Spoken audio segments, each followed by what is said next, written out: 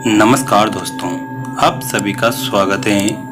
एक साधु महाराज श्री रामायण कथा सुना रहे थे। लोग आते और आनंद विभोर होकर जाते। साधु महाराज का नियम था, रोज कथा शुरू करने से पहले आइए हनुमान जी विराजिए कहकर हनुमान जी का आह्वान करते थे। फिर 1 घंटा प्रवचन करते थे। एक वकील साहब हर रोज कथा सुनने आते। वकील साहब के भक्ति भाव पर एक दिन तर्कशीलता हावी हो गई। उन्हें लगा कि महाराज रोज आइए हनुमान जी विराजिए कहते हैं, तो क्या हनुमान जी सचमुच आते होंगे? अतः वकील साहब ने महात्मा जी से पूछ ही डाला, महाराज जी, आप रामायण की कथा बहुत अच्छी कहते हैं, हमें बड़ा रस आता है, परंतु आप जो गद्दी प्रतिदिन हनुमान जी को देते हैं, उस पर क्या हनुमान जी सचमुच विराजते हैं? साधु महाराज ने कहा, हाँ, यह मेरा व्यक्तिगत विश्वास है कि राम कथा हो रही हो तो हनुमान जी अवश्य पधारते हैं। वकील ने कहा, महाराज, ऐसे बात नहीं बनेगी।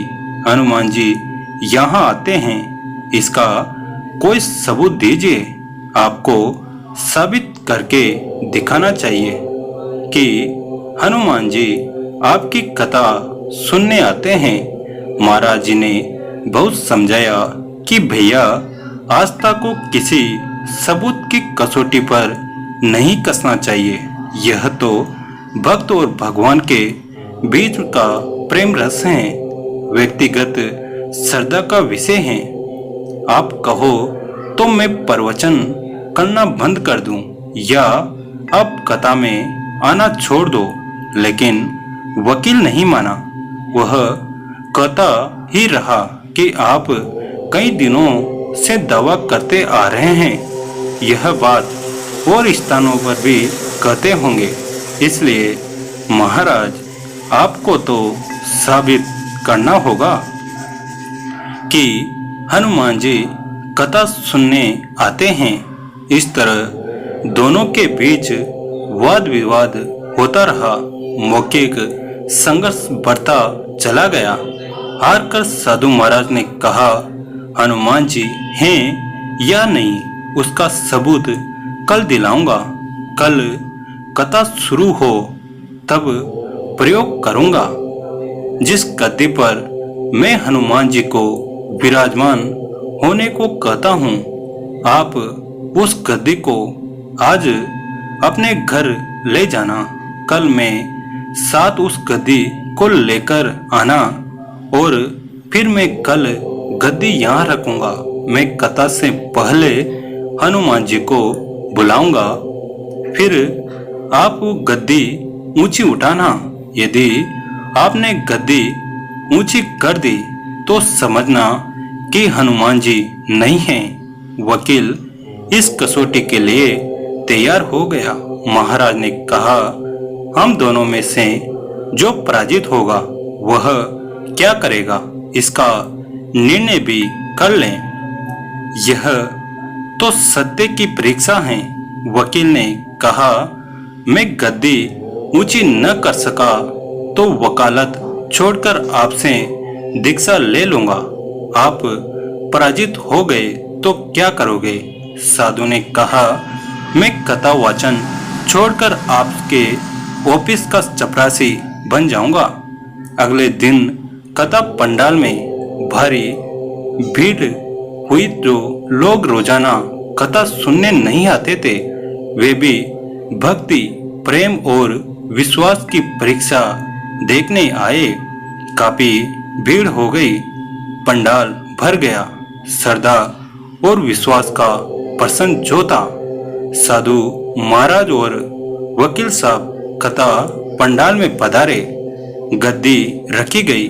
महाराज जी ने सजल नेत्रों से मंगलाचरण किया और फिर बोले, आइए हनुमान जी विराजिए।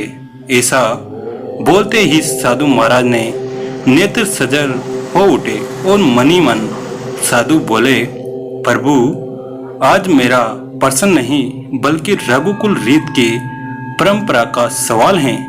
मैं तो एक साधारण जन हूँ, मेरी भक्ति और आस्था की लाज रखना।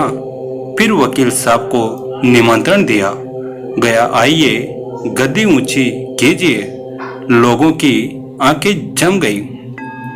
वकील साहब खड़े हुए। उन्होंने गद्दी उठाने के लिए हाथ बढ़ाया पर गद्दी को स्पर्श भी न कर सके। जो भी कारण रहा, उन्होंने 3 बार हाथ बढ़ाया किंतु तीनों बार असफल रहे। महात्मा जी देख रहे थे। गद्दी को पकड़ना तो दूर, वकील साहब गद्दी को छू भी न सके। तीनों बार वकील साहब पसीने से तर बतर हो गए।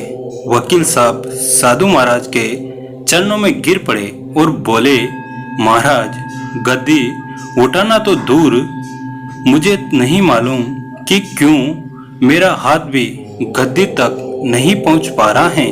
अतः मैं अपनी हार स्वीकार करता हूँ। कहते हैं कि श्रद्धा और भक्ति के साथ की गई आराधना में बहुत शक्ति होती है। मानो तो देव नहीं तो पत्थर। प्रभु की मूर्ति तो पाषाण की ही होती है, लेकिन भक्त के भाव से उसमें प्राण प्रतिष्ठा होती है तो प्रभु विराजते हैं। दोस्तों, कहानी कैसी लगी कमेंट करके जरूर बताएं और वीडियो को लाइक करें, चैनल को सब्सक्राइब करें और इस कहानी को अपनी फैमिली और दोस्तों के साथ शेयर जरूर करें। धन्यवाद।